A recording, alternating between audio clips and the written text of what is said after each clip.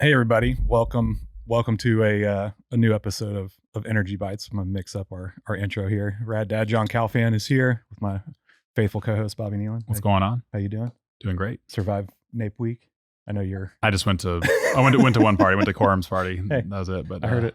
There were some pretty crazy parties from what I. Yeah, I was hanging out with Jeremy Funk, so heard. we kept it pretty chill. Well, then, the frat conference was earlier this week as well. Busy week in the energy space. Today we've got George Danner, founder of Business Laboratory. Thank you for joining us today. Well, thank you for inviting me. It's good to be here. We were just talking about kind of how we have this weird, it's not weird, just happenstance, but one of the first people I met when I moved to Houston ends up being George's daughter. And then I don't even know how many years later that was, probably 5-6 years later, we end up, Bobby and I, when we were working together, doing a consulting project looking for software developers. And one of the first companies we met with was George. And it's like, wait a minute, you happen to be related to Star? Yeah, it's my daughter. Small world. She's the famous one. For how big Houston is, right? Mm-hmm. It's still a very small community, but I'm glad to have you here. So that was the first time kind of we originally met back in the day. And I also noticed another coincidence about that is that same day we met, I vividly remember Bitcoin crashing and me being very disappointed and hard to focus on the meeting because I had my Bitcoin chart up on the monitor. Today, Bitcoin is up. It just broke through. But even that year was when it went up to up to 20 by December. So. Mm-hmm. That was another halvening year, and here we are back at another halvening, and prices keep going up. So that's another fun coincidence. But we'll get into it. Thanks for coming on. You've got a awesome kind of swath of experience, especially related on the energy and tech side. But as we like to do, we like to ask people kind of just how did you originally get into technology? Were you taking stuff apart? You and I are both mechanical engineers, so I assume you've probably broken a few things in your lifetime. Still do. And so tell everybody kind of how you got into that, how you got into the tech space and or the energy space, and kind of up to where you're at today. Yeah, sure. So I grew up not far from where we're recording this now, down in Texas City, Texas, okay. on the coast. My dad was director of engineering at Monsanto, one of the 19 petrochemical plants that are around there. So I think something that I breathed over the years of living down there maybe caused me to acclimate to the energy industry. But my dad was an engineer, and he and my mom both imparted on me this sort of fascination with problem solving. I went to school and became a mechanical engineer, and my first assignment first decade and a half of my career was as a factory automation engineer.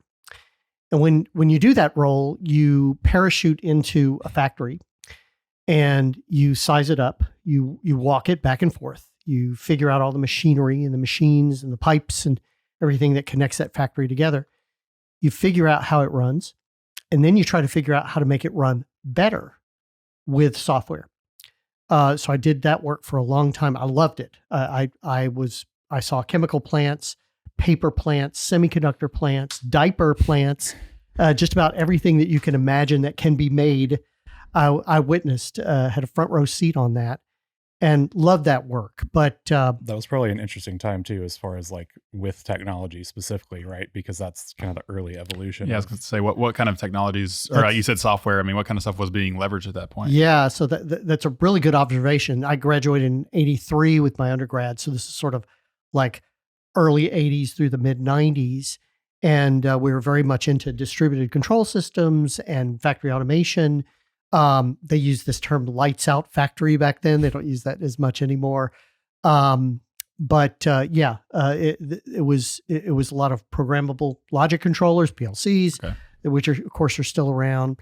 Lots of sensors. They aren't as good as the sensors we have today. They weren't wireless either. Right. So we were dealing essentially with fairly crude technology. Yeah. We went back in time and go, oh, that's super relative primitive to now, I guess. But at the time was cutting edge. I was going to say, we thought it was amazing. But you were replacing somebody doing it by hand, clipboards and paper and all of that. So we thought it was a super exciting time. It was the age of the personal computer, right, as well, which started to come into play when we were looking at factory automation.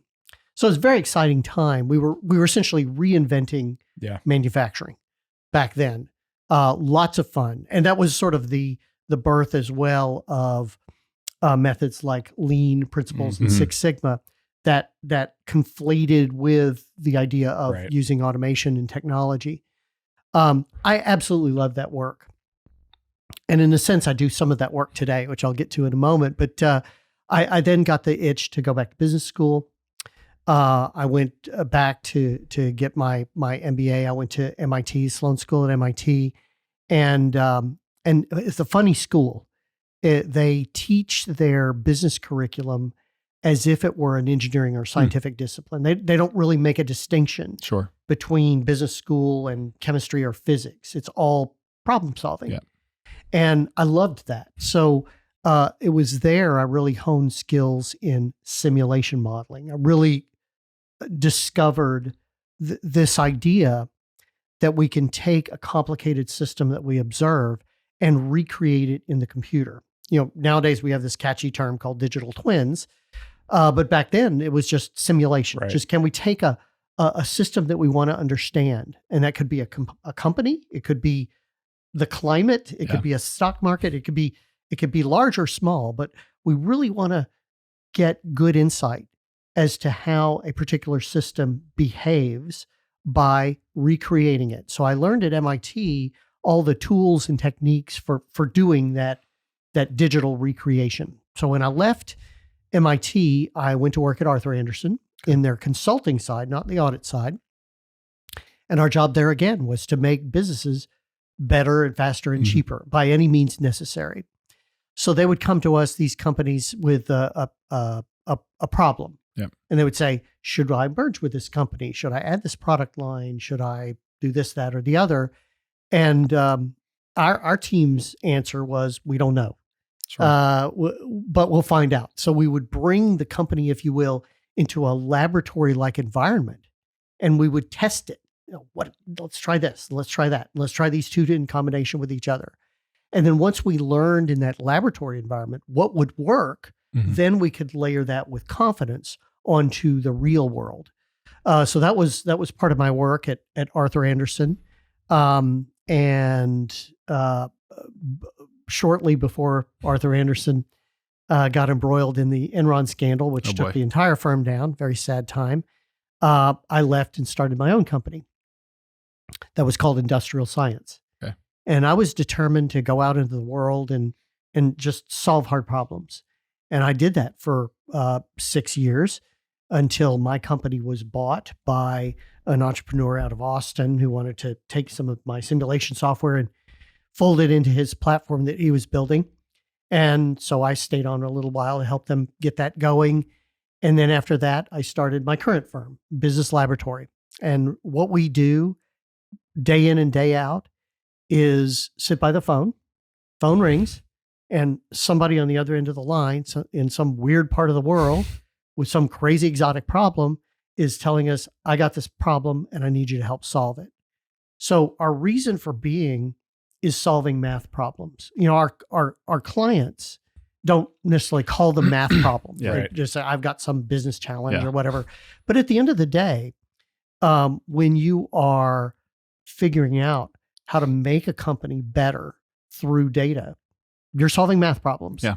So we have tried to be as good as we can be in both building mathematical models that are helpful in that regard, but also explaining the underlying truth in those models through visualization. Yeah. So we put a lot of work into visualizing our models. A lot of our models look like video games, quite frankly, and we use video game technology to do that. We could talk about that some more.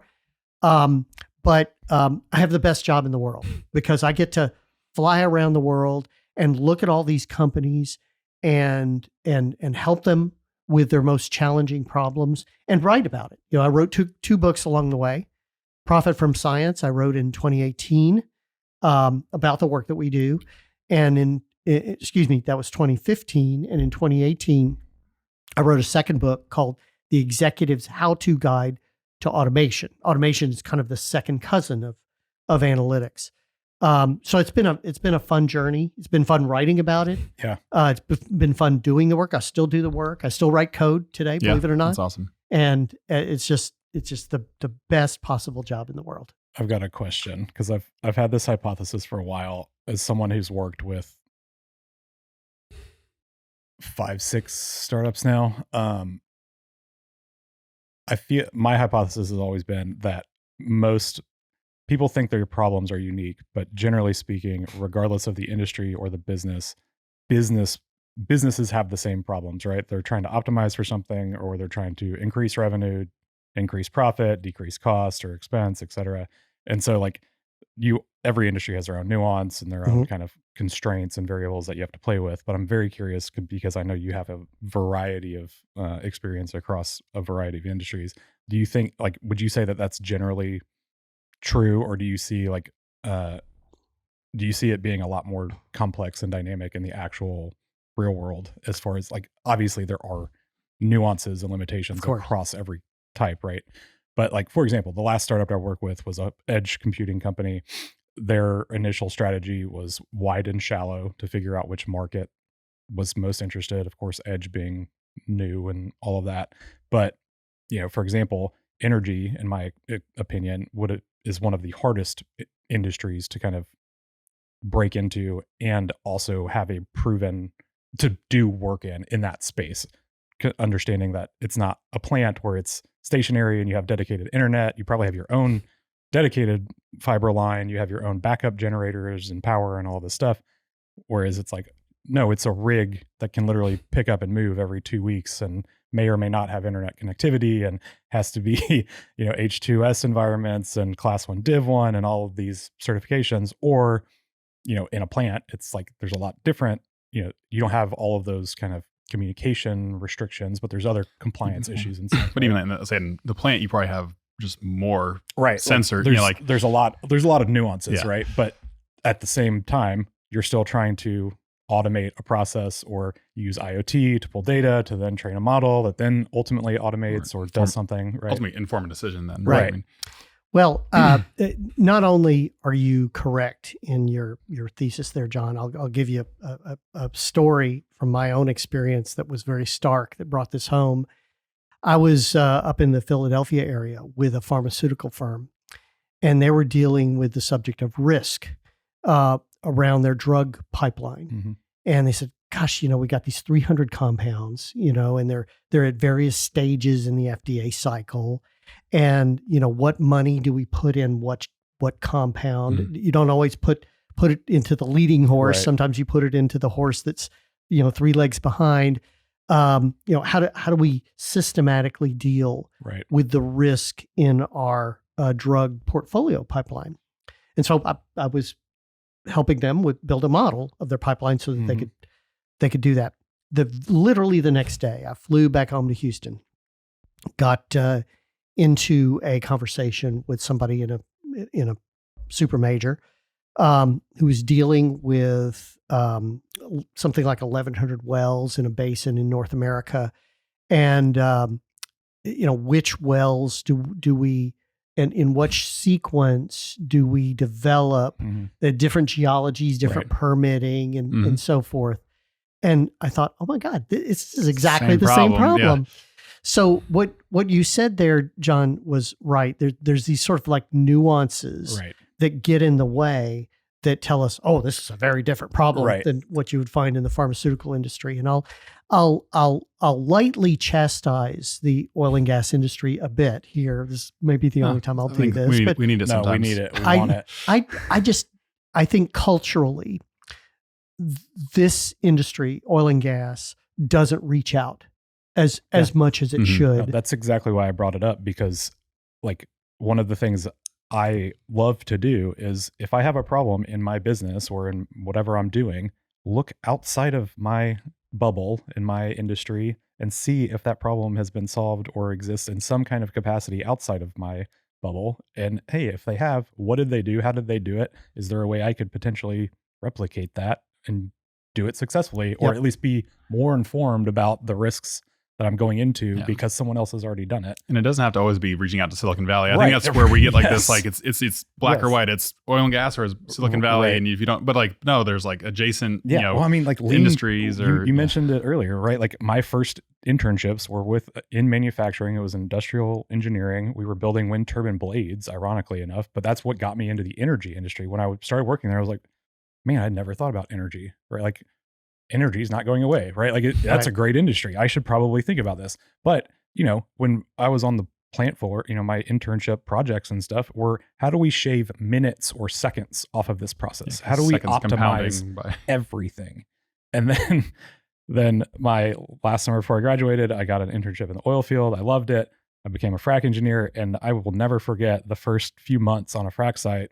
And we're sitting there, you know, it's the middle of the night, it's raining, we're shut down for whatever reason. And I look out the window and there's like 12 sand trucks just parked, charging us to merge. And I'm like, well, that's dumb. Why weren't they notified that we were going to be shut down so that we didn't order them? And now they're sitting here charging us God knows how many thousands of dollars an hour just to be parked, and we're going to be down for 12 hours. Like, this is a simple problem that could have been, it's just a logistics problem, right? Right. And then you're like, man, this is super different than what I was used to.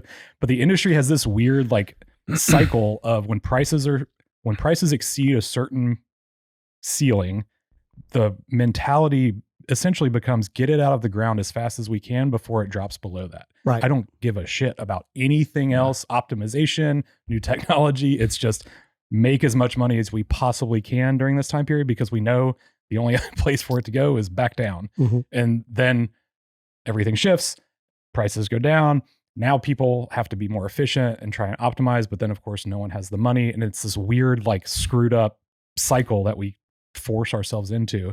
But yeah, that's the reason I bring this up, is because we think that our problems are so like unique and, you know, difficult in all of these different ways. And it's like, no guys, like Hess had that article about adopting lean manufacturing in 2015. And I thought it was hilarious because it's like, this was invented in the 70s, guys. Yeah. Like we've been doing this for a long time, and oil and gas is essentially a manufacturing process in the worst possible way, because it's all the money up front and then months to years before you actually start making money on it, right? Like, you know, a great canary in the coal mine here is Elon Musk. Yeah. Love him or hate him, he's teaching us a little bit about what it means to run companies in this new era. Yeah.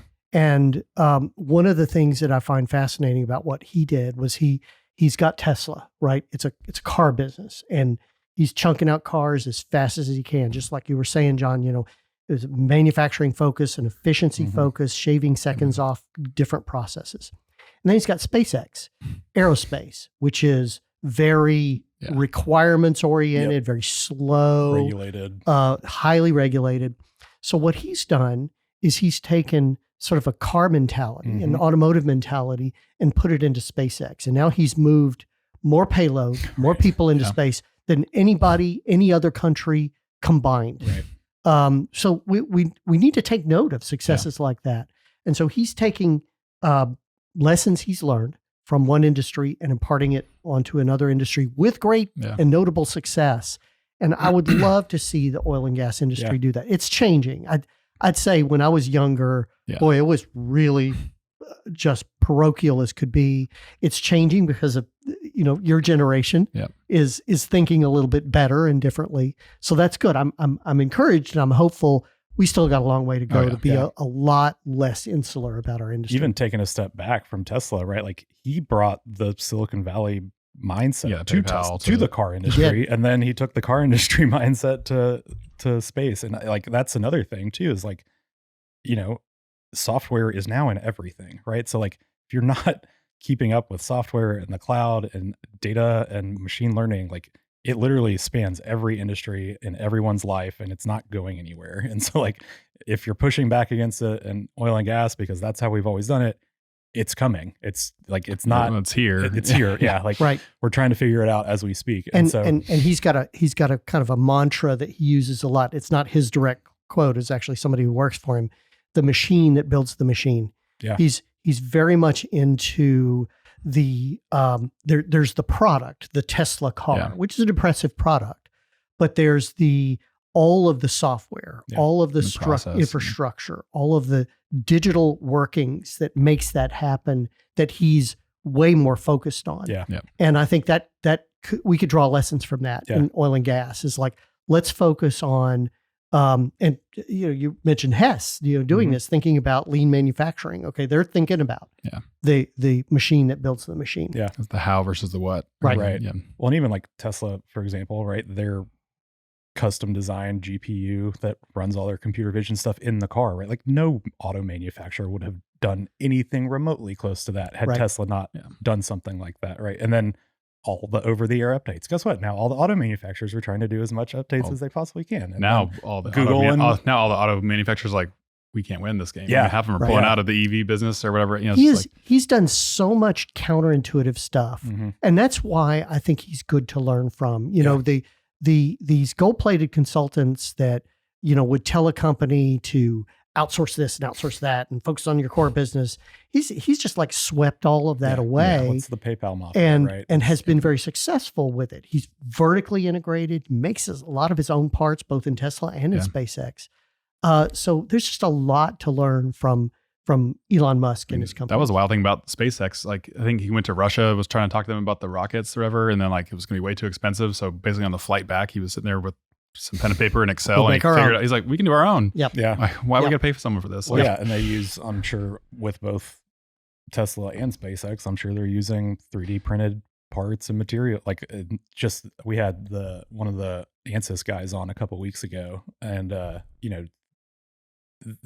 that specific area I think is going to be fascinating moving forward as far as like part design, and how, like we were talking about, as engineers, we're taught to a factor of safety, and you over design the part for specific failure and all this stuff. And it's like, well, now we can have a model design the part while optimizing the cost and the materials and the structure of the part and how it's actually manufactured, while also optimizing for strength. And so it's like, the way that we were taught to design something is actually bad design now, because it's too robust and has too much material.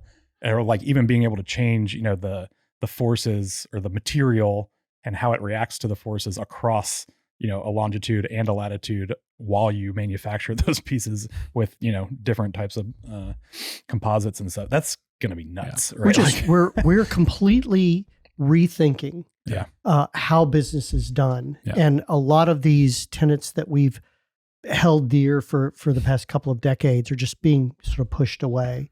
And it's not just Elon Musk and his companies. There's lots of other great exemplars out there.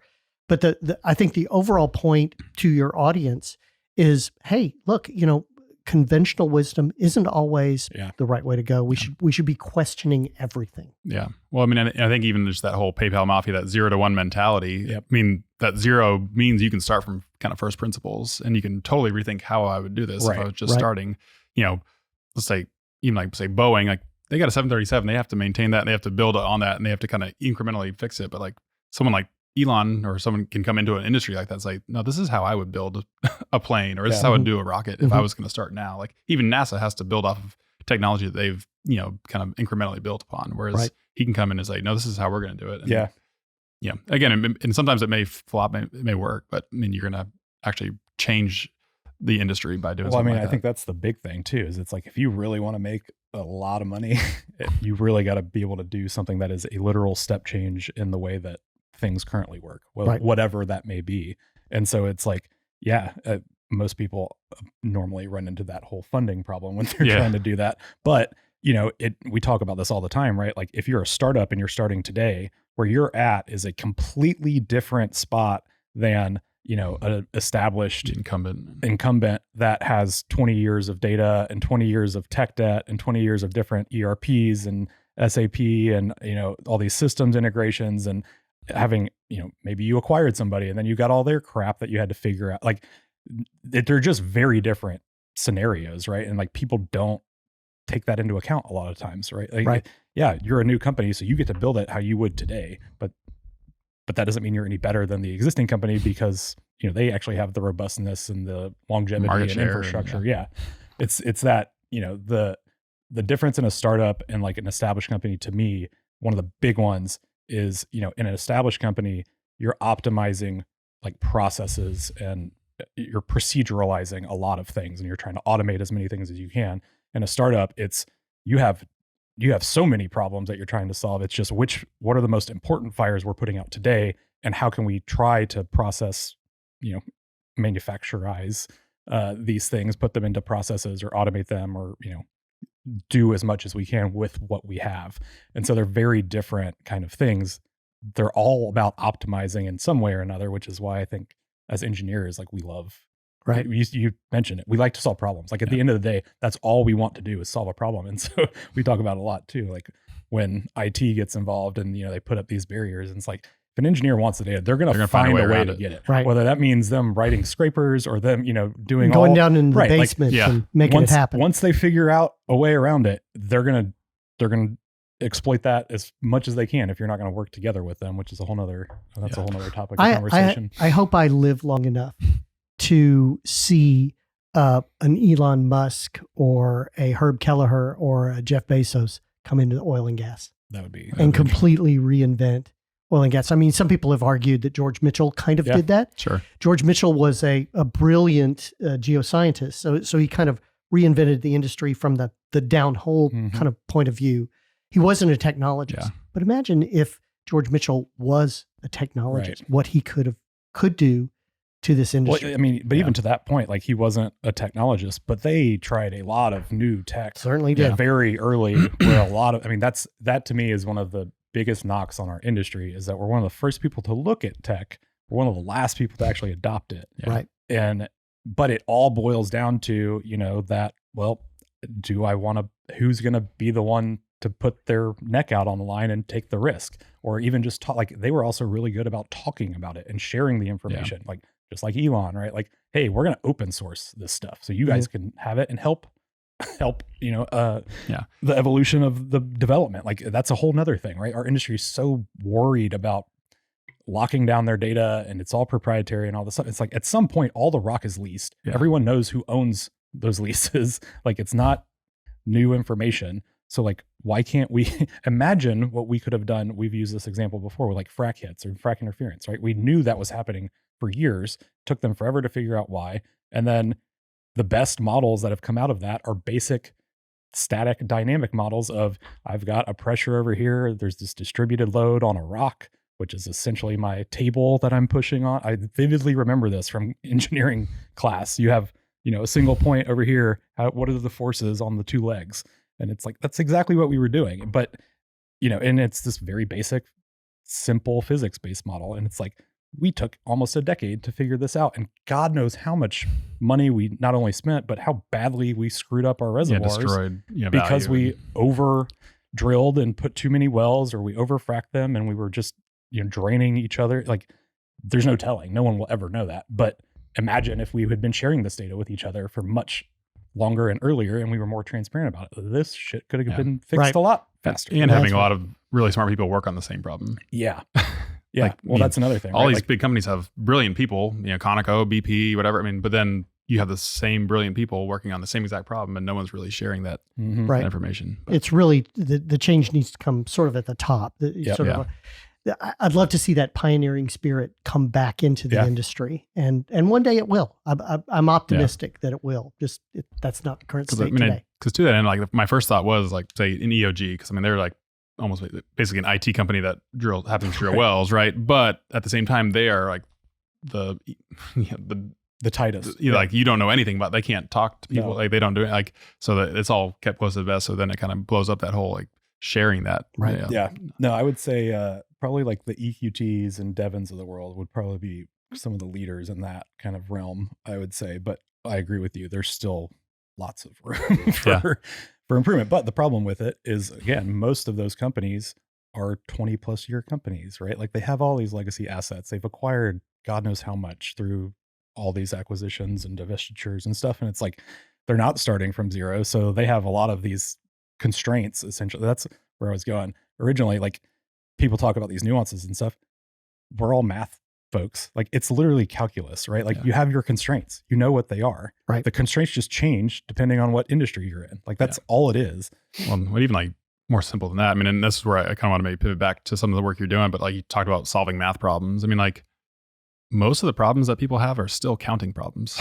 Like, can you count this? Can you sum this? Right. Like, even like, move it starts there and then piece of data from there to here. Right. A lot of the work that we do, I'd say 99% of the work that we do is basically algebra. Yeah. It's not a lot of really, occasionally we get into some fairly sophisticated math. Yeah. But a lot of it's just algebra. Mm-hmm. And a lot of the, you peel away the layers of these business problems and you find kind of just an algebraic formula there. It's logic. Right? Maybe a big formula, but Sure. it's algebra at the end of the day. Yeah. No, that's a very good point, right? Like so many of those processes is just moving data around or these nested logics of just basically algebra, right? Right. But the thing that arguably makes it complicated, I think, that what we've observed is the degrees of freedom. Right. So if you think about a simple problem, okay, I want to arrange 13 people around a dinner table for a wedding, let's say. Okay, here's Aunt Mary over here and here's Uncle Jim over here and so forth. I got 13 people to arrange. So how many combinations are there to arrange 13 people around a dinner table? Well, I can tell you the answer. Yeah. It's 13 factorial, and that's 6.2 billion combinations. Still got it, Bob. And very good. Well done, John. So happy. I was just going back to this combination of permutation. Yeah, I couldn't. but people think, oh my, 6.2 billion combination. That's incredible. We're just putting 13 people around a table. How could it be that complicated? Well, it is. Yeah. That's the number of combinations. And so what do we as humans do? As humans, we just kind of dumb the problem down. Okay, well, I'm just going to get out a piece of paper and I'm going to put Aunt Sally over here and Uncle Jim over here. It's like, I know they don't like each other, so we won't put them there, right? So or they effectively there's your constraints. Dumb the problem down. Exactly. And they use they haven't talked in 8 simple years. And you know what? We do the same thing in business. We take a really complicated problem like that doesn't look complicated on the surface, and we dumb it down. And so we solve it intuitively.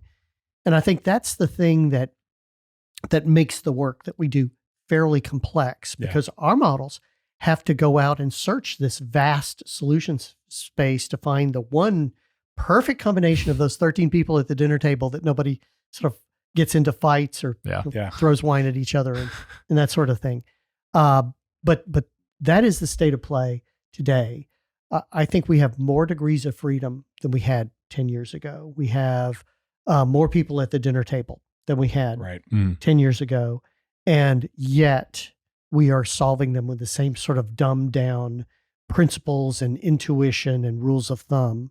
And that's just not going to be adequate going forward. Yeah. We're going to have to use math. We're going to have to engage math, technology, and software to solve these kind of problems going forward. I mean, just at the simplest level, right? There's so much data now that literally as humans, there's no way we can comprehend. And then the flip side of that is a computer is really good at that if we can tell it how to be good at that, right? Like, also, we hate doing that, generally speaking, and computers don't care, right? Computers are great at repetition. So let's use them for repetition. Yeah, exactly. And not use them for necessarily the judgment aspects the nuance, of things. Right? Yeah. No, so, and I think this kind of kicks us into like the journey to AI, kind of where we're at now, and we can talk about where it's going. But even I kind of want to get your opinion. Like I think we've always had statistics, right? And then, I'd say through the last decade and a half, then there was statistics and data science, and there's obviously that overlap. But then there's kind of that blending of data science and machine learning, and then there was deep learning, and now we're getting into like generative AI. And like, is some of that stuff in the middle just going to be lost, or has it always existed? It's kind of one of those things. And then, where do we see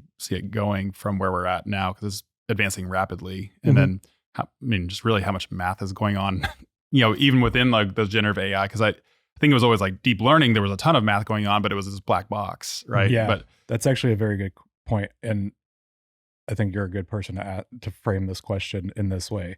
Explain how some of these the new models work, generally speaking, but explain it to me like I'm a CFO at a oil and gas company and I know nothing about any of that stuff, right? Like, because I really do think that's one of the things that a lot of people get hung up on, right? Is it's like, well, how is this working? What is it doing? Can it think for itself? Like, there's all these questions around the AI stuff, and the people that are making the decisions a lot of the time don't really know like what anybody is talking about. Right. Even, at the deepest level, I use GPT and I use a bunch of language models all of the time. That doesn't mean I actually have a true understanding of exactly how they work, what the bounds are, what their constraints are, and all that stuff. And as all of my math teachers have always taught me, make sure you know the bounds of your conditions or of your equation before you go and start using it. And so I think that would be a really good kind of snippet to get out of there, just to like let the average, even just tech focused person, but just that doesn't have that layer of knowledge to kind of understand like how they work, what they're actually doing, what they are not capable of doing, you know, what to look out for when people are promising you that they can do things that they actually can't really do. Because there's I mean, the creative marketing folks at some of these companies, especially in Silicon Valley that have lots of funding, like I'm getting really, really good ads about, you know, hey, here's this AI sales agent and he sounds like a real person and he can take all of your sales calls for you. Like that sounds awesome. I actually saw a video on Reel the other day where they said, okay, now write me like they prompted it to ask him to write him like a social media post, and it did. It just regurgitated it back to him. And it's like, yeah, there's some, you know, areas of concern with some of those things. Right. But okay. Well, yeah, there's a lot to unpack. Sorry. That's let me do Bobby's let first. Me do the best I can at all of this. Tying it together. First of all, let's just acknowledge that AI, when you say AI, it's this giant umbrella, and there's lots of sort of slices under that umbrella. Just nested if statements, right? Yeah, exactly. So the large language models is one thing that people sort of get excited about because it's been consumerized, and hey, I can get on ChatGPT and I can type these things and I get this seemingly responsible answer. So the pivotal word in there is language, large language models. It is a language model. It is not a knowledge model. So, for example, if you were to go to ChatGPT and say, write a love letter to my wife, you know, we met 10 years ago and we have 2 children and yada, yada, yada. You give some salient facts about your relationship to your wife and it will write you the most beautiful love. It'll bring you to tears. And you think, wow, that is really intelligent, but it's not. So language models are trained on the internet. So it is responding to your ask of a love letter. So it's been trained on thousands and thousands of things called love letters, but it doesn't understand the concept of love, relationships, marriage, etc. It's regurgitating to you. It's essentially tricking you into thinking it's intelligent. Now, does that mean it's not useful? No, I'm not suggesting that. But do know, the CFO of oil and gas firm, know that language models are good for production of narratives. So if you're talking about using it as a sales agent, you know, that's all well and good.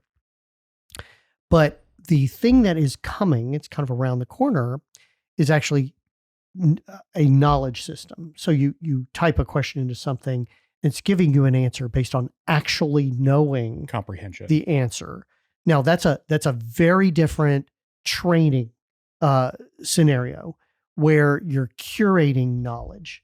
So say if I were to go into an oil and gas firm and there's frac plug design, which I know is it's its own topic, right?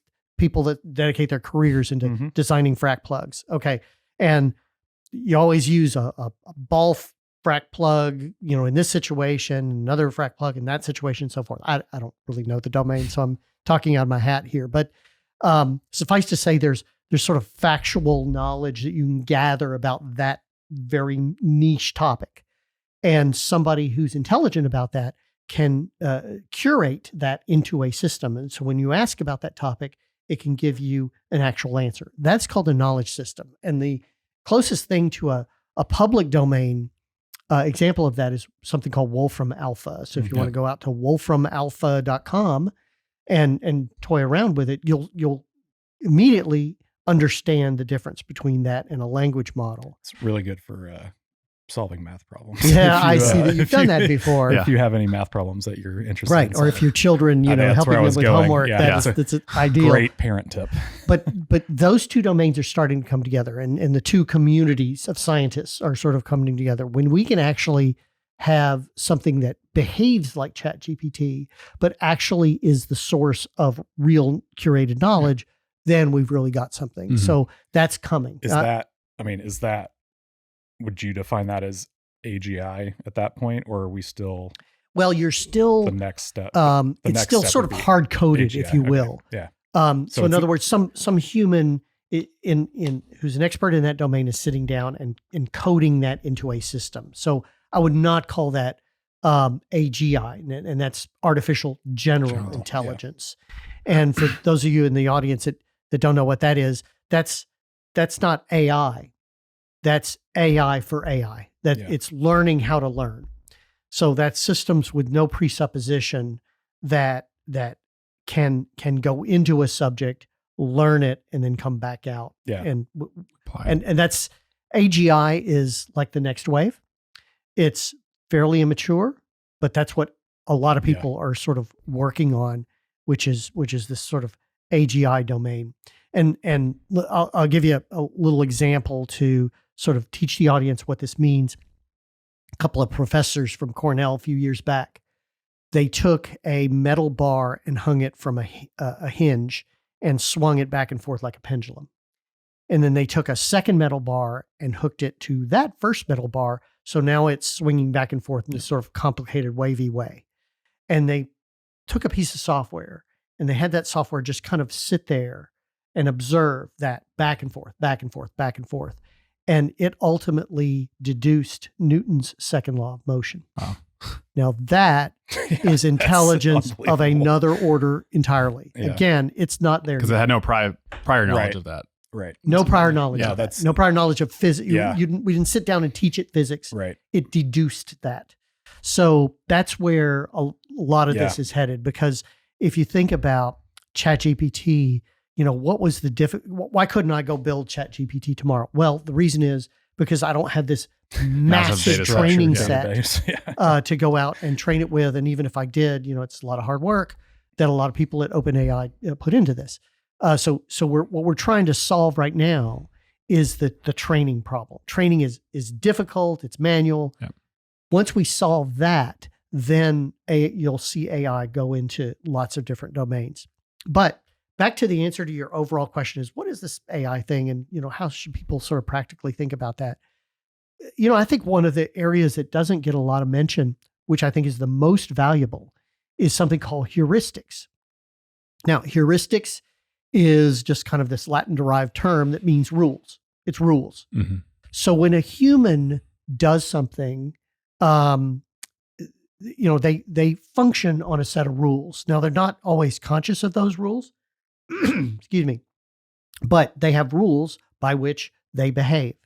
And the most valuable application of AI these days is taking humans who are smart at some discipline and pulling those rules out of their heads and then codifying that in some system. I was just recently at a car plant in North America. It's for this particular very large car brand, their second largest plant in North America. And it was fascinating to watch, cars come off the line.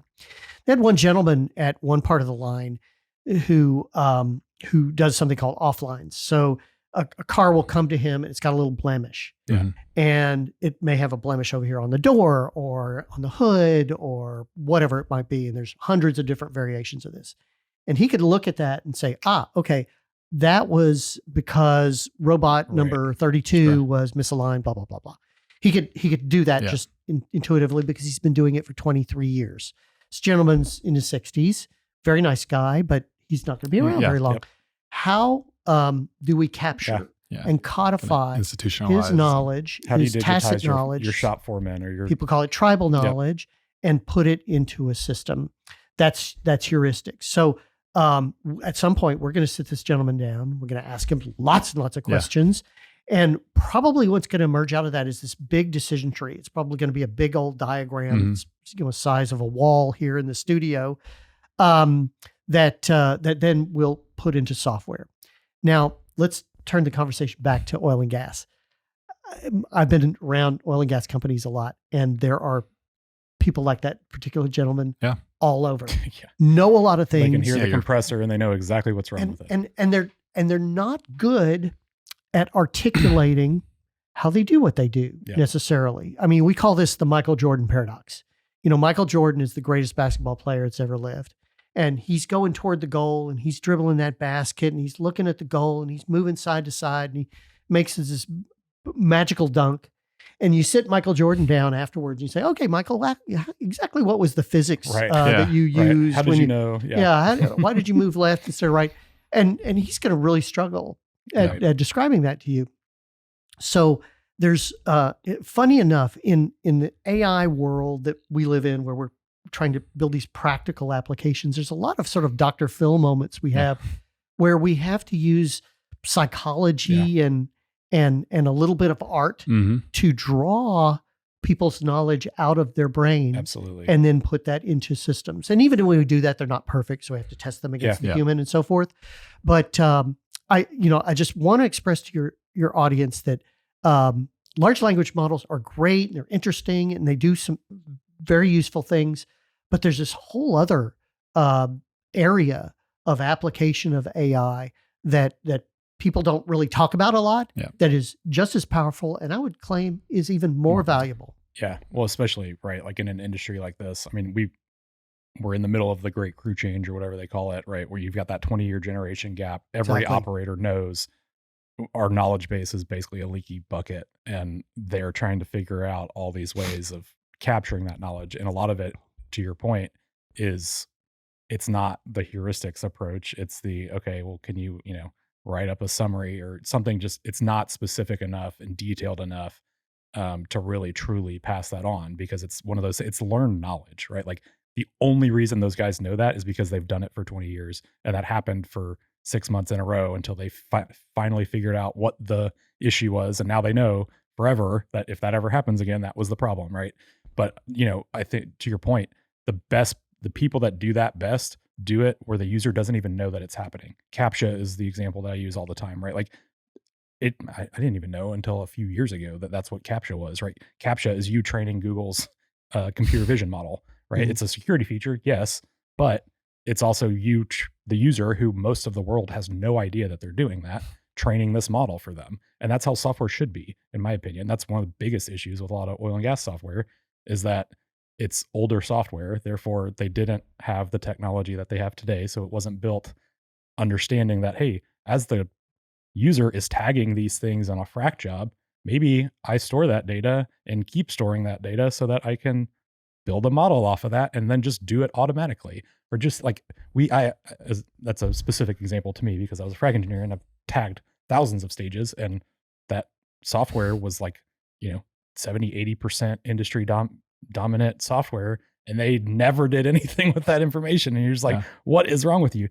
Also, on that topic, to your point about, the computers not understanding certain things that humans just immediately get, Bobby and I were trying to figure out how to pick start and stop of frac stages and then different parts of frac stages. And I was like, you and I can look at this and tell, but training an algorithmic model to go off of the data, the hard numbers, is going to be much harder. And so Bobby built a pretty successful model just off of visually tagging the model as a human, which then of course updated the data on the backside. But just little things like that, right? Like tagging models doesn't have to be horribly difficult if you are creative about how you allow the user to do that, right?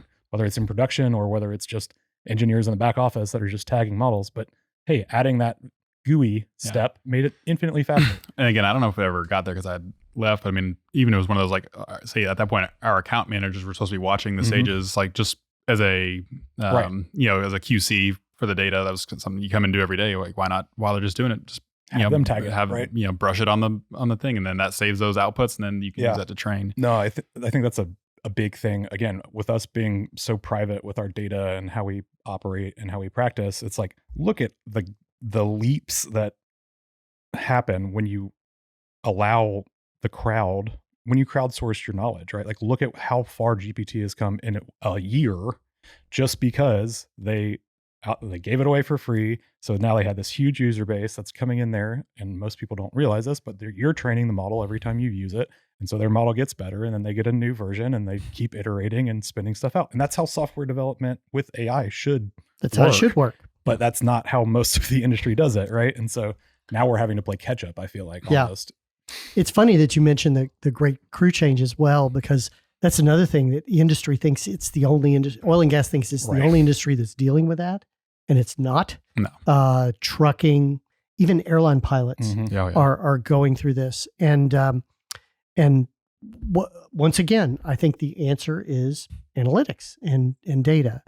The most encouraging thing that I've seen, development that I've seen in trying to close that gap between the older generation leaving the industry and the new generation coming up, is these concepts called management flight simulators, which is the idea, just like an airline pilot, they have to climb into a machine twice a year and get trained, and they're given various exercises. Mm-hmm. Okay, you have an engine failure. What do you do? And they're supposed to follow a protocol.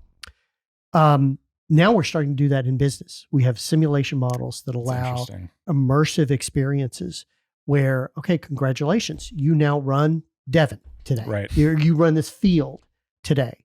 You make all the decisions, all the technical decisions, the economic decisions, and you're probably going to fail. Yeah. Fine. No harm, no foul. Back up. Let's try a slightly different strategy. So it's giving people an ability to practice and to fail and to correct. On occasion, I've dealt with professional sports teams too. Mm-hmm. I've built analytics for professional sports teams. This idea of practice is just so ingrained in them. Yeah. And these are the best athletes in the world, right? And they practice 7 hours a day, even in the off season. And let's go into a company, a well-performing company. And do they practice? Right. Do they role play? Right. Generally, they don't. But they have all these unforeseen circumstances sort of coming their way all the time. Why can't we use analytics, these immersive environments, these simulators, if you will, that allow us to role play certain exercises that have either actually happened or could theoretically happen to us? There's going to be a role for AI in some of those systems. There's going to be a role for expert humans to evaluate, an expert pilot evaluating how the young pilot did, when he encountered a bird strike.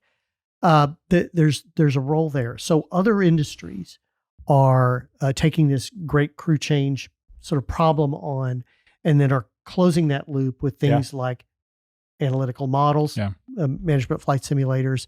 And I'd love to see our industry do that too. No, it's a great idea, right? Like we have drilling simulators that the drilling engineers use to get certified and do all their training. Why don't we do that for frac and everything else, right? Like an entire field. Yeah. The whole process, that especially, like, that's what always gets me, right? Is our industry is so hyper focused on risk as far as like leadership and management. And that's one of the biggest things they weigh for every decision. But then it's like, the riskiest things that we do are still the furthest behind tech wise. It's still the most manual. They still have the most people involved. And like, we're shaving that down finally and stuff. But it's like, guys, yes, like AR headset might be expensive, but if you've got a mechanic out there that has that and he's connected and he can now do all of the maintenance without any questions and has all the manuals and stuff with him, like, that's a benefit. That reduces your NPT. It reduces your downtime, which means you're going to have your wells on faster. You're going to start making money. Like, there's all those like compounding things like we talk about in the manufacturing process. It's the oil field, so it's different. No, it's a manufacturing process. You have to do this before you can do this, before you can do that. Right. And there's all these constraints and ties to them, to each other. And so that's a really good idea, I feel like, because there are so many. The hardest part about business is you don't know what's coming, right? Like, if you knew like a hurricane was coming, just like it's like a hurricane versus a tornado, right? Yeah. Tornado pops up in the middle of the night always. You can never see it. And it's, 2 a.m. and the alarms are going off and you're like, oh, well, shit, I guess there's a tornado. Hurricane, a week ahead of time, it's coming. You can leave, you could prepare for it. But that's how most businesses, they try and prepare for as much as they can, but you just never know what you never know. If COVID's going to happen. Right. Yeah. This is the most exciting and discouraging industry ever. And it's discouraging because we're not where we should be, because we look around at other industries and go, why aren't we there? But it's exciting in that this is an industry that probably has the greatest potential to apply some of these things that we're talking about than any other industry around. Mm-hmm. Yeah. Yeah. The benefits that they will get. I completely agree with you. So speaking of application, I kind of want to maybe pivot a little bit, because like we talked a lot about like the model, but like, say as a practitioner, like how can I even like deploy AI? Like even just whether is it cloud hosted or what tools are out there, and even it's just an evolving space. I mean, there's 20 different vector databases, and that's actually there's all that kind of stuff. But like, I mean, we're finally maybe kind of going back to where I was talking earlier. Like we're finally at the point where there's better tooling for say ML ops, and maybe we have better processes around it. But it's like, oh, we just got good at that, and now like is some of that obsolete? Or can we take, but now how do we deploy these models? Or are we only at the beck and call of Microsoft and Google to create it for us and we have to use that? Just kind of curious on your thoughts and how you're tackling that currently. There's definitely an aspect of this where it's like, they don't know what they don't know. And so it's like, as someone who, I like to bitch about this because it still pisses me off that Google did it. But when they came out with their Vertex Studio, it's like, oh, that's right up my alley, right? Like low code language model deployment, and I can call it via an API. I can do all that. Spent 2 days trying to get the stupid model deployed. Just stood up on their server after spending an hour Googling. I find all these forums in the Google forum saying how none of the Google servers can support a Llama 2 model, even though Llama 2 is the first model that shows up in Vertex when you open it. And it's like, how do people, like I said, they don't know what they don't know. So it's one of those things where it's like, you've got, okay, this engineer that has this really interesting model and it's working on his computer for one frac spread, let's say, or drilling rig. It's like, okay, well, how the hell do I get that across the entire company? And it's like, there's a lot of things that have to happen there that they have no idea about, as far as like, oh, well, it runs on my laptop. Okay, well, now we got to find a server for that to run on so that everybody can use this it. Came up in a webinar I was in last week too. That was like, now you take those federated, learning, or you have like, say like Saudi or something where like the data can't leave there, but they want to leverage what was outside of it, but also with internal, but then like, how do you blend those models together? But we're getting deeper down the rabbit hole than I wanted to, but just, I'll let you kind of get into it. It's a legitimate question. And I feel this pain because, I'll write some code and I'll be so super proud of it and I'll do it in record time. And then it comes to deployment and then we got to deal with authentication and, just all that junk. And so deployment is almost as hard as the and time consuming as writing the code. So it's really frustrating.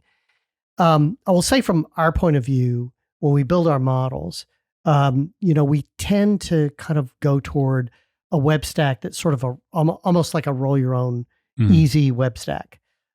So Python is our primary language. We write a lot of our code in Python, no matter whether it's a simulation model or a machine learning model. I mean, we write it in Python, use libraries, of course, but Python kind of glues it all together. And then we put our code into Docker containers on Google Cloud Platform. We have not used, sometimes we're forced to use Microsoft. We have not used, I don't have anything against Microsoft, but Google Cloud Platform is probably the easiest of sort of the big three that we found. I've always heard for like developers, it's very developer It's friendly. just like, that's why I like pretty plain vanilla. So Docker container on a Google Cloud Platform. And then we just do kind of simple authentication stuff that we do. I'm not an expert in that part of it, but so our web stack is just kind of very simple. And we've used Flash as sort of our application platform. Again, there's other people at our company that kind of tend to specialize in that. But I think the overall answer to your question is we do sort of roll your own, number one. And number two, we keep it pretty simple. Yes, Microsoft and these others are coming out with these supposedly great tools, and that's wonderful. And I encourage that. But it's like, is the juice worth the squeeze with those? It's just they're so complicated. It can be expensive. I think as soon as you start getting into any machine learning, deep learning, and now into the AI, I mean, like just those things are constantly running, and they need a lot. And that's another area of this where I absolutely am confident that they don't know what they don't know. And one of the things I learned trying to sell Edge is that most of the energy companies are not paying much attention to their cloud bills because they're still running on all these credits that they got to migrate over to their cloud to begin with. And so I am very interested to see how all this shakes out, especially with the cloud credit piece, because yeah, that one llama instance, the thing I did like about it, like it had a good GUI. It told me what my estimated cost was going to be per month, and it was going to be $30,000 just for the one llama 2 instance on a server that I couldn't get it spun up on. So like, who knows what it would actually cost? But that's something that, yeah, like these companies have got to understand and think about. So I'm also very kind of bullish, honestly, on hardware, and not just for everybody else, using AI, but it's already to the point where it's actually cheaper to go buy and build your own server, even with the $10,000 GPUs that they require, than it would be to go spin up and you get it back within a month or two. Like that ROI is super quick. Pendulum is kind of swung back. That's what we're talking about. On the whole cloud idea. I got a surprise bill for, for us, it was pretty big. It was $500 from Google Cloud Platform when it's usually like 20. Yeah. And it's because we put a giant database onto Google Cloud Platform, and boom, we got hit with these huge license fees. And so I guess the message to your audience is kind of watch out for that. Be careful. Be kind of limited in what you do. Scale up things carefully. If you've got unlimited budget and you can write big checks to people like Microsoft, go ahead. But sure.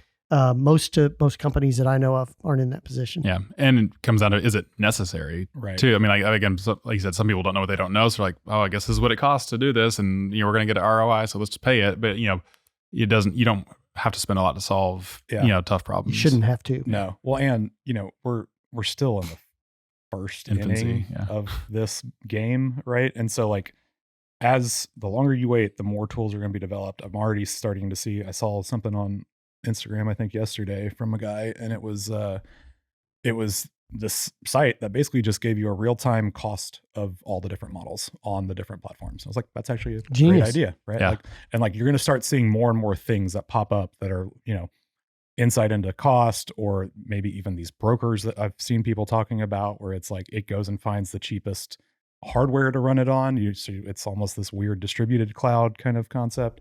And so like, that is one benefit of waiting and being a laggard or a slower adopter, is that you get to see some of the mistakes and figure out let other people figure out which vector database is the one that is going to be the best one. And that's one of the things we've talked about a lot is, because we're so early, it's like, you're damned if you do, you're damned if you don't. Like the minute you pick a model that you're going to try and build off of, there's a better one that's faster or cheaper or whatever. And then the minute you don't, you're being dinged by,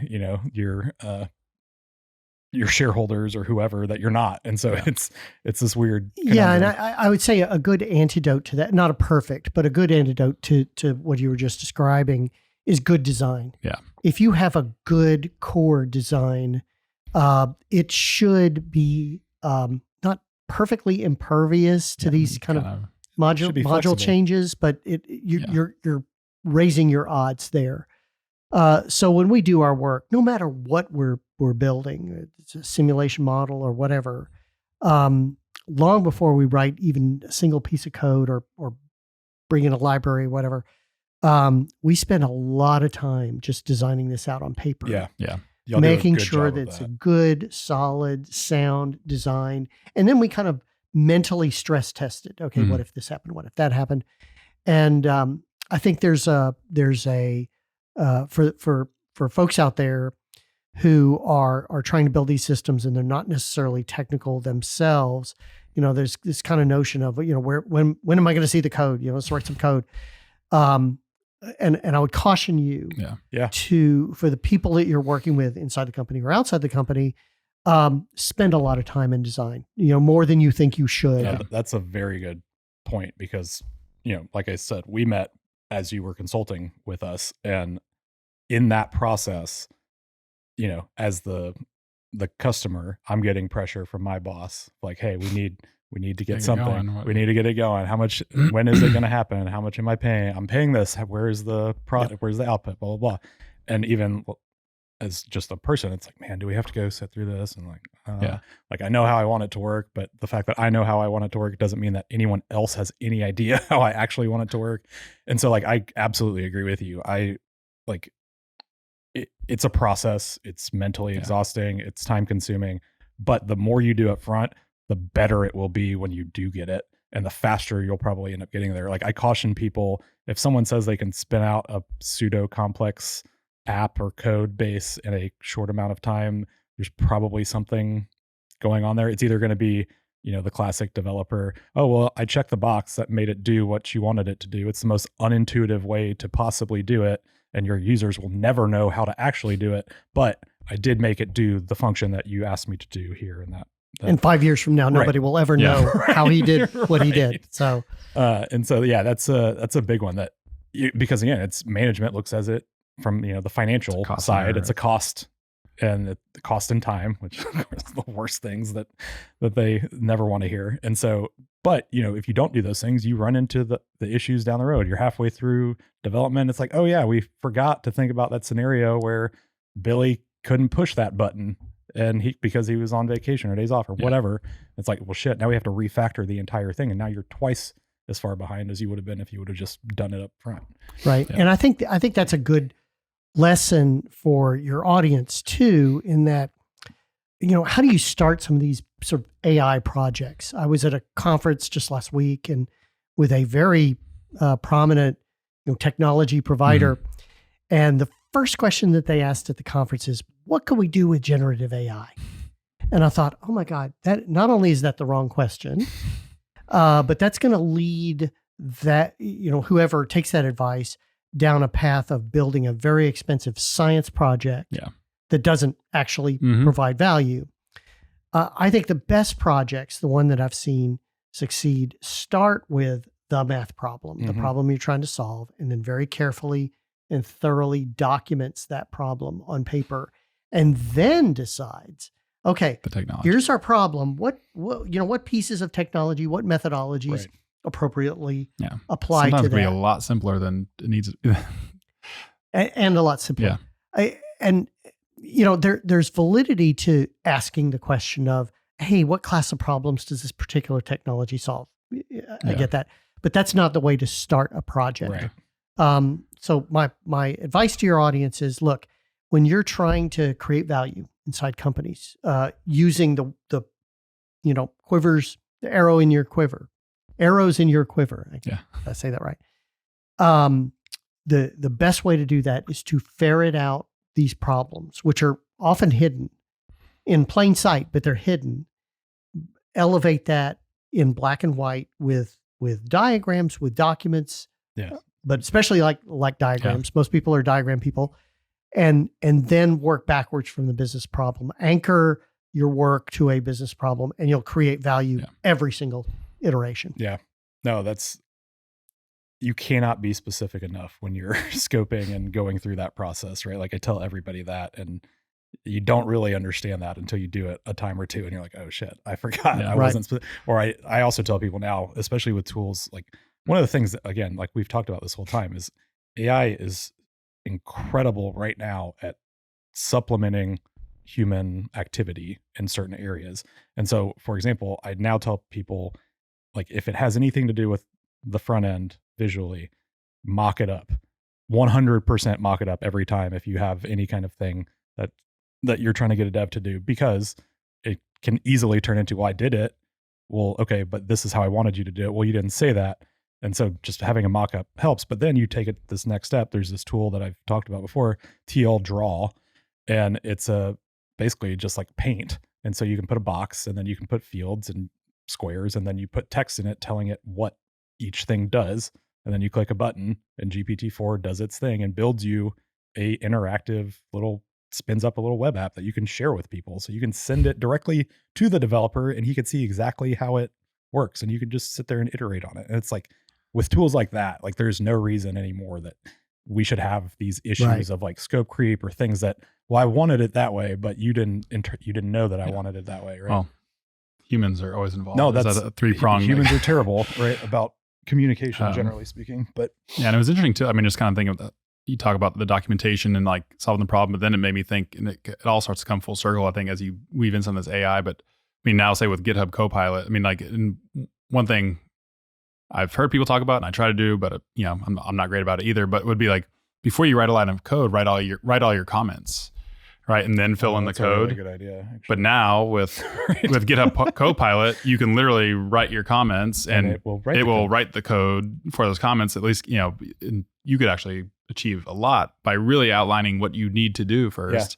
Yeah. And without ever writing a line of code, in this day and age. Right. You can even take that further and write tests. Yeah. And it'll work sort of backwards from the test to write the code. I mean, it's crazy what that's stuff like that will do. That's the only reason I can code as much as I do these days is because I have gotten good enough at prompting GPT of like, okay, I need you to build me a Python script for collab so it knows out of the gate exactly how to format it and which, type or what the format to use. And then I tell it exactly if I want to use a library, I'll put the Git link in there and say, use this library. And it does a pretty damn good job of it because I gave it the boundaries and the constraints of what I wanted it to do. But it's like, if you just type in, write me a Python code that, scrapes this website, it's going to tell you a bunch of junk. Right? Bad prompts give you bad answers. It goes back to the math, right? Data junk in equals junk out, guys. Yeah, it's a function, right? Yep. Inputs, outputs, and no, that's man. We're definitely we've talked about this, but we're gonna have episodes in the future of like more panel type about a specific topic. So we'd love to have you back for the AI stuff. Let's come back. A wealth no, of it's like again we're like an hour 15 in. We're already it's like we could sit here and talk for 3 hours on this. Went by quick, but that's a sign that it was a good one too, though. You want to jump in speed round now? I guess. Yeah, we kind of do a little speed round at the end. Just kind of a. This will be fun because we can make it kind of AI quick QA. Yeah. So we just kind of pepper you with questions, and short answers and stuff. I'll keep them as short as I can. Yeah. What do you see as like the kind of leading vector databases these days? Oh my gosh. Well, relevant. Oracle's new version, they just added vector capability. I'm not saying that's the best vector database, but it's telling that they added vector capability to this legacy database. I can't really give you an answer there. Because on the database side, on the repository side, I don't work in that very much. What about on the coding side? Do you have a favorite library or model that you've been using? I assume you guys use PyTorch. Yes, so we use a lot of Python language, and within the Python language, there is a simulation library called SymPy that works on Python's generator functions. It's a brilliant application of generator functions weren't created to do simulation, but these very smart people put this library together, and it is incredible. And so it's not just for discrete events. So if you're looking at any kind of process flow model, it's great for that. So it's called SymPy. Okay, cool. That's a good one. Who's your favorite social media follow? Social media follower? Follow, like who do you follow? Like, or who do you like to? Do you like to keep an eye out for their content or watch? I do follow Elon Musk. Yeah, believe it or not, because I don't care about his sort of political statements and all that, but he says things on occasion about things he's doing at SpaceX, Tesla, The Boring Company, even Neuralink. Neuralink has had some interesting news as of late. I like following him because then that directs me to do a little bit of research on stuff he says that I want to understand better. You have anybody in the AI space that you like to that puts out good content that you like to read or watch? Yes, there's a lot of people. I'm trying to gather remember who they are. Gather their names.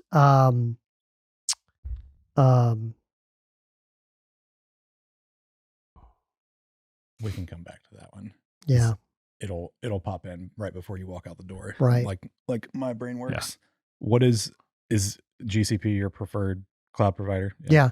It's just it's probably not got as many bells and whistles as some of the others, but it's just easy. You can get in there, you can implement, and it's the easiest. Yeah.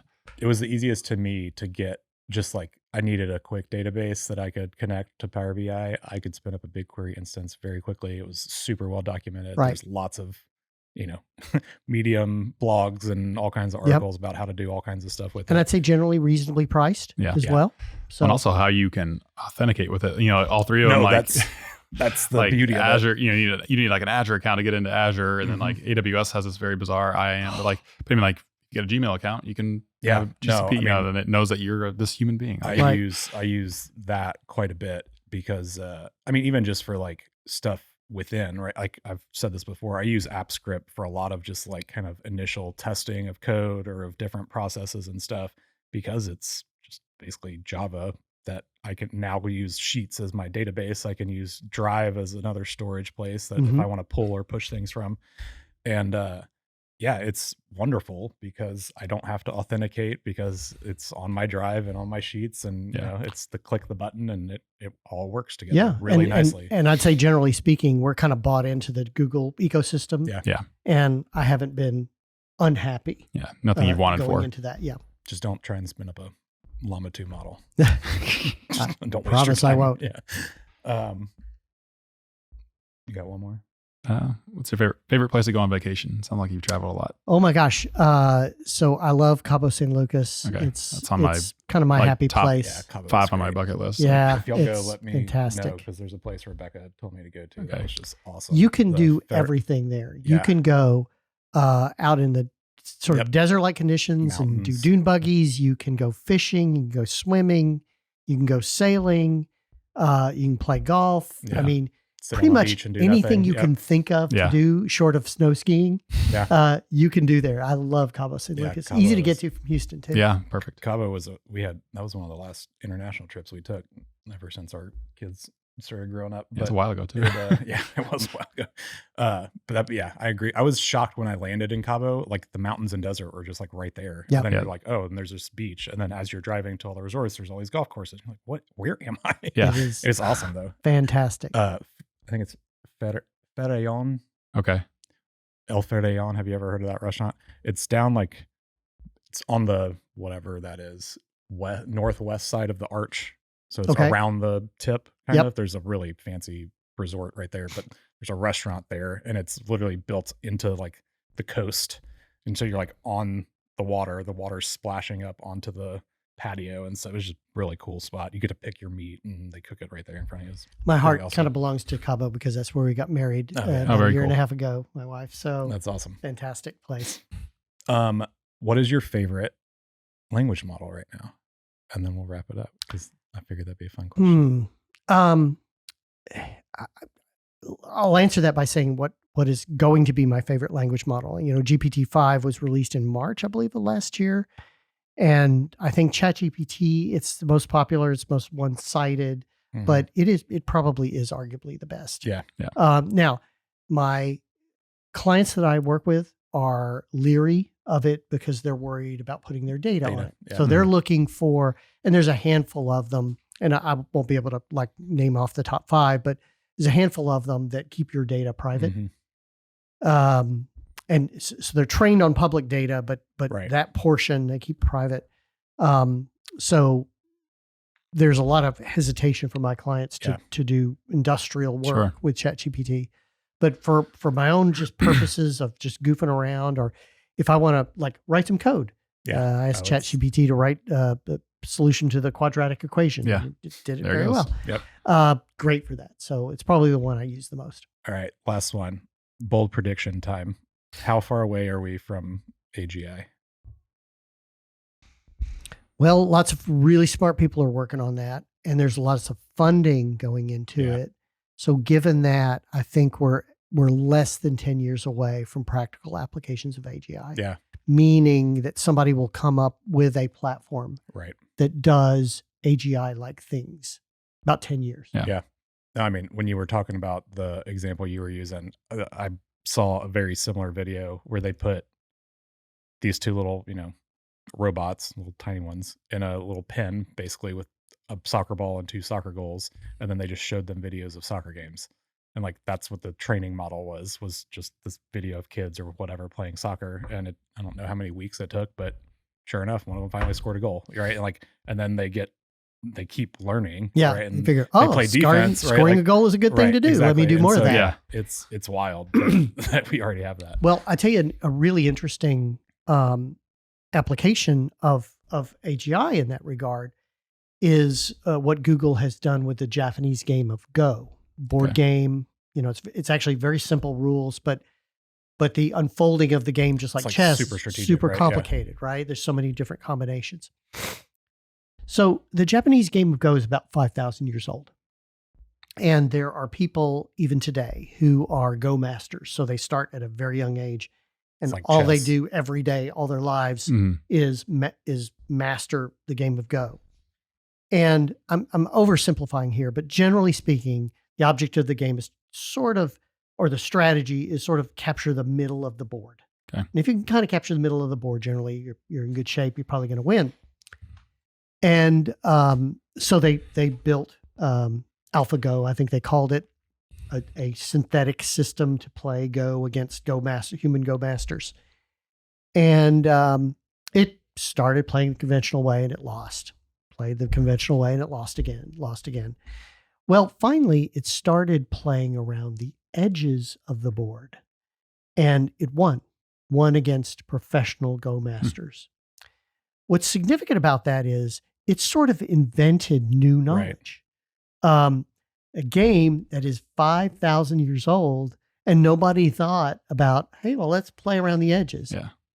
So I think that teaches us something. That teaches us that there's new knowledge out there that we don't know about. Yeah, there's so when we start to get into the era of AGI, 10 years away, we're going to create new knowledge about how to drill wells and how to run them, how to run fields. Right. We're going to have brand new knowledge that nobody ever thought about. And that's kind of what keeps me sort of engaged in this game, because it's just going to get more and more interesting and exciting as we go. Yeah, no, I think that's, like you said, the pendulum basically backing out Newton's second law, right? Like I'm very, especially after the pandemic, I became very understanding of, I feel like how much, how overconfident the human race is and how much we know about pretty much anything. And, like even oil and gas, right? Like we're doing all this from thousands of miles away, and that's an incredible engineering feat, but we don't know what the rock looks like 10 feet outside of that. Right? It's kind of this weird, we're doing it in spite of a lack of knowledge essentially. Right. And so now we're going to have this opportunity where, the computers are going to be able to see all these patterns that exist that there is literally not possible for a human to see, right? Because it's so much data, or it's so connected and intertwined that the human would never make those connections, right? And that's awesome, right? It's awesome from the all the benefits that can come from that, medical, like cancers, all kinds of treatment, all kinds of new stuff can come from that. Then it's also terrifying on the flip side, where it's like, okay, well, all this stuff is open source, so like. That's the thing, like with AI, once you let the genie out, like especially as open source, it's out. The bad guys, the bad guys, of course, are going to do it, right? And I'm not worried too much about that, because what I've seen is the answer to bad guys getting AI is more AI. Right. Sure. Give an example. The FAA is sort of looking into this, automated airplane. So you go onto a commercial airplane, there's no pilot. It's being flown from the ground. Jesus. Okay, so you have that. And naturally people come up with, well, what happens if a bad guy, hacks the airplane and crashes it somewhere? Well, what they've come up with, which I think is pretty brilliant, is there's not one synthetic pilot on board, there's 9. And if one of them goes rogue or gets compromised, it essentially gets outvoted by the other 8. Consensus mechanism. Yeah, exactly. That's why I'm a Bitcoin bull. It makes so much sense when you look at any kind of decision like that, right? Generally speaking. That's right. So there are answers to these questions. So some people who should probably know better are saying, well, let's pause on AI because we have these sort of fears there. And I don't think that's the right way to go. I think we should keep going on AI and develop these intelligent countermeasures using AI. Yeah. That's the right way. Well, the concerns, right? Like it's not like you're just going in blank. It's just like any other science thing, right? You've got your hypotheses. Let's go test them. Let's build it with those things that we know to be risks in mind. And then let's make it flexible enough so that as new things pop up, we can also fix those, right? It's it's fascinating.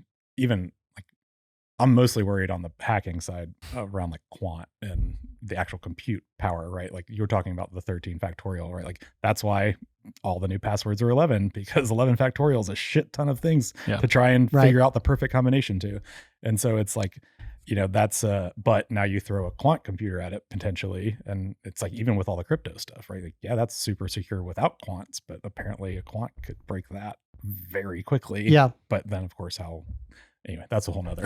There's lots of challenges in quant computing. So I'm a little skeptical that it's going to come through as quickly as a lot of people are saying, but it's still a legitimate thing to talk about. Down the road, it's going to be viable probably at some point. At some point, yeah, as with all tech. Well, George, this was a lot of fun. We really appreciate it.